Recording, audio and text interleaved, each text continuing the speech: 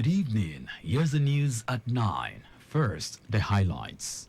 Lagos State Government moves digitization of public health sector.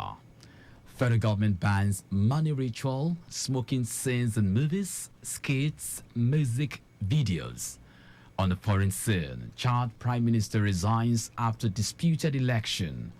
And in sport, Senate passes anti-doping bill for second reading. Now the details. I am John Omoaka.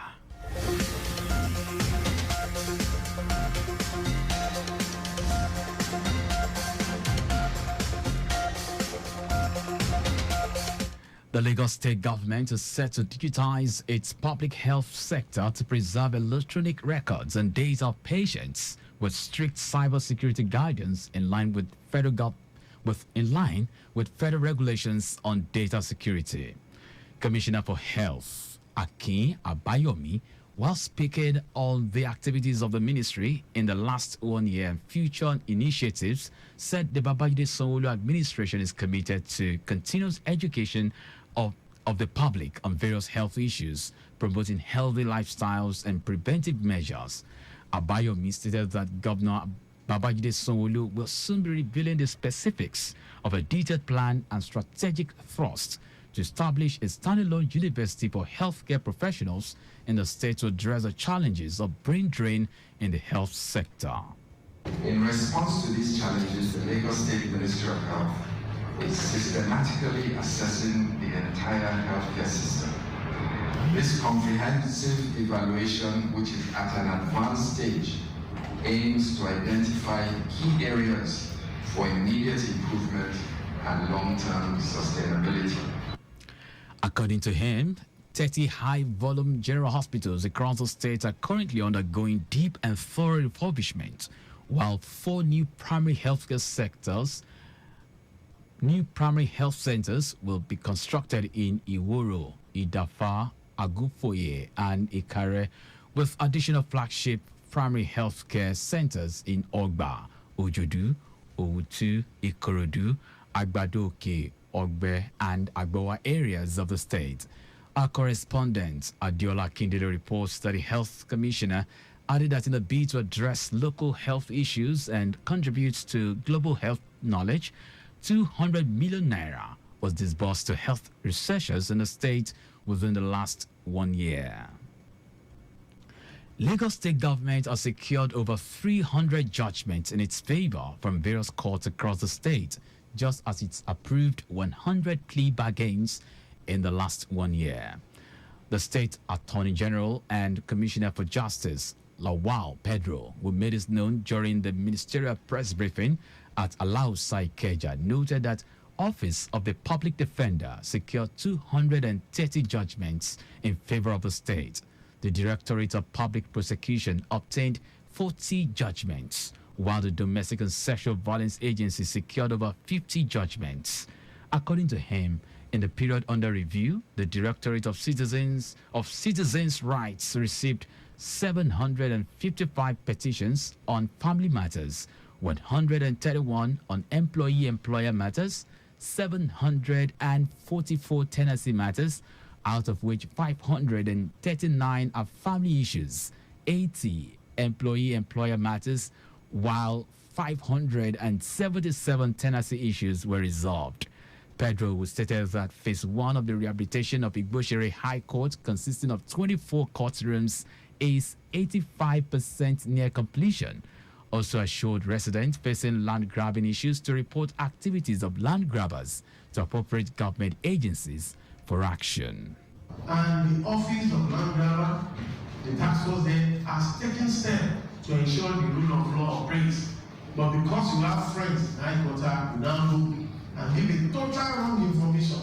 Any land grabbing issue in Lagos State, in any police formation, they should be referred to the Office of the Attorney General to determine what to do, so that different police formation is not used against one another.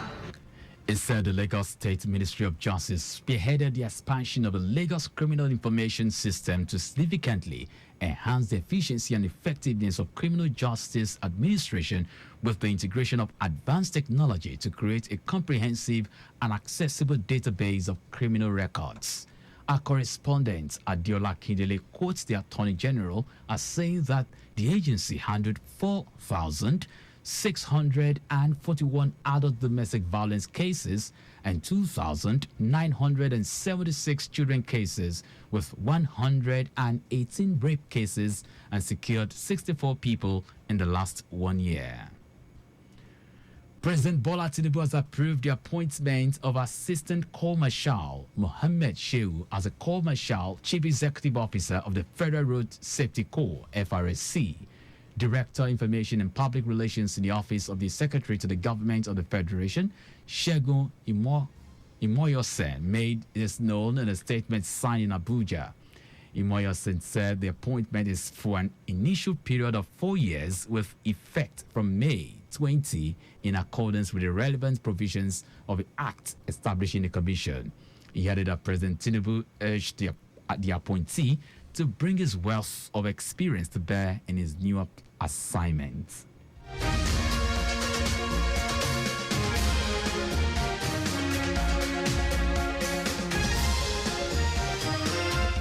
Now to the rest of the stories.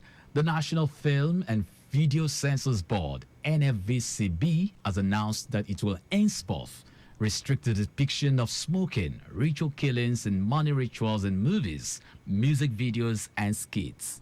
NFVCB's Executive Director, Shaibu Hussaini, said this in Enugu State at a national stakeholders engagement on the Smoke-Free Nollywood campaign, organized in collaboration with the Corporate Accountability and Public Participation Africa, CAPA. Hussaini said the federal government would prohibit the depiction and glamorization of smoking, violence, criminal acts, immoral acts, ritual killings, and money rituals in Nollywood, Nigeria's film industry. According to him, the country is facing a film industry emergency requiring bold and ambitious actions from parents, guardians, and stakeholders. CAPA's Executive Director, Akimbode Oluwafemi, stressed the need for stakeholders to work towards a smoke-free Nollywood in the interest of a healthy future for Nigerian children. A federal high court in Abuja has granted the former commander of the Force Intelligence Response Team, Abayari, 2 weeks bail after 27 months in detention. The court subsequently set Friday, May 31, for the determination of his bail application in a trial over drug-related charges filed by the National Drug Law Enforcement Agency, NDLEA, following his arrest over 2 years ago on February 14, 2022. In 2022, the Police Service Commission suspended Yari and two senior police officers, Sunday Ubua and James Bauer, named in a cocaine deal involving the suspended Deputy Commissioner of Police. The NDLEA had also declared Yari wanted over alleged links with an international drug cartel. President Bola Tinubu will depart Abuja tomorrow for Jamena, the Republic of Chad, to attend the inauguration of President-elect Mahamat Debi. The inauguration follows Debi's declaration as a winner of the country's presidential election earlier this month, which was subsequently affirmed by the Constitutional Court of Chad. According to a statement issued by Special Advisor Media and Publicity, Anjuri Ngenali, President Tinubu will be accompanied on the trip by senior government officials and will return after the ceremony. Now to foreign news.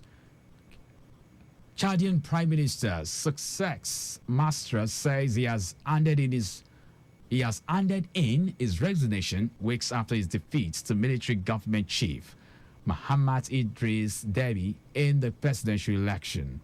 Mastra, a staunch opponent of the military government, which seized power in April 2021, was appointed Prime Minister of the transitional government in January, 4 months before the election, in a move to appease the opposition.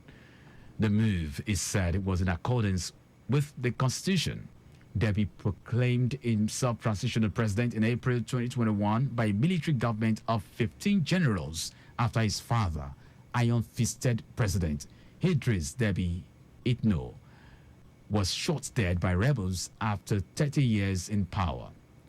Deby won the May 6 presidential election with 61% of the votes according to final results. Now sports. The Senate has passed for a second reading a bill that seeks to prohibit Nigerian athletes from consuming performance-enhancing substances during or after sporting competitions. President Bola Tinubu has sent a request to the Senate to enact the law last week through a letter read on the floor by the Deputy Senate President, Barau Jibrin, who presided over the plenary.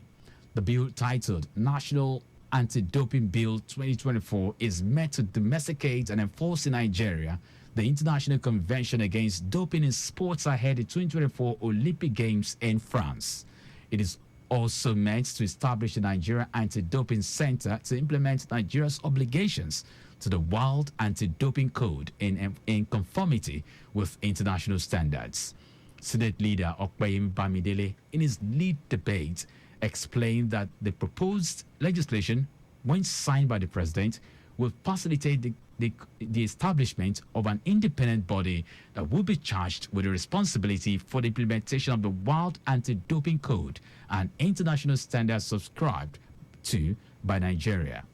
Bamidele said it would protect the rights of athletes to participate in doping-free sporting activities, noted that it would also promote fair and equal treatment of all athletes and their health.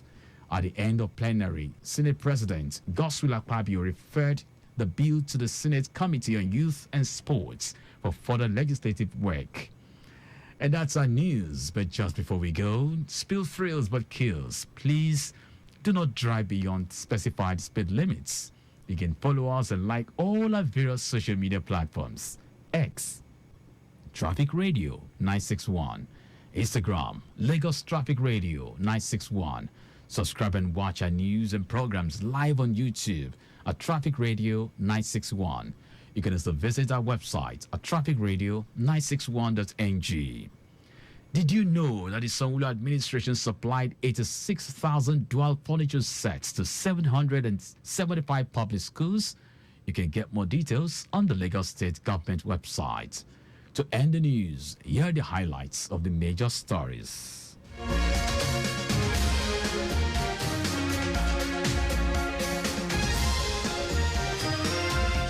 The Lagos State Government is set to digitize its public health sector to preserve electronic records and data of patients with strict cybersecurity guidance in line with federal regulations on data security. The Film and Video Censors Board, NFVCB, has announced that it will henceforth restrict the depiction of smoking, ritual killings, and money rituals in movies, music videos, and skits. We also told you that Chadian Prime Minister Success Masra handed his resignation weeks after his defeat to military government chief Muhammad Idris Deby in the presidential election.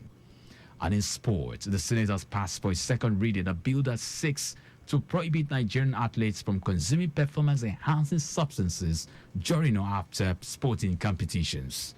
For contacts with the newsroom, send a message to info@trafficradio961.ng. That ends the news broadcast compiled by Adewale Olowo-Poroku. I am John Omoaka. Thank you very much for listening.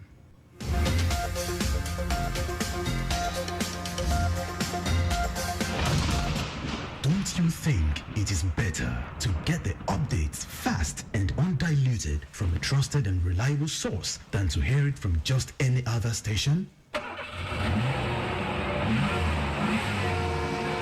Get the authentic traffic report from Lagos Traffic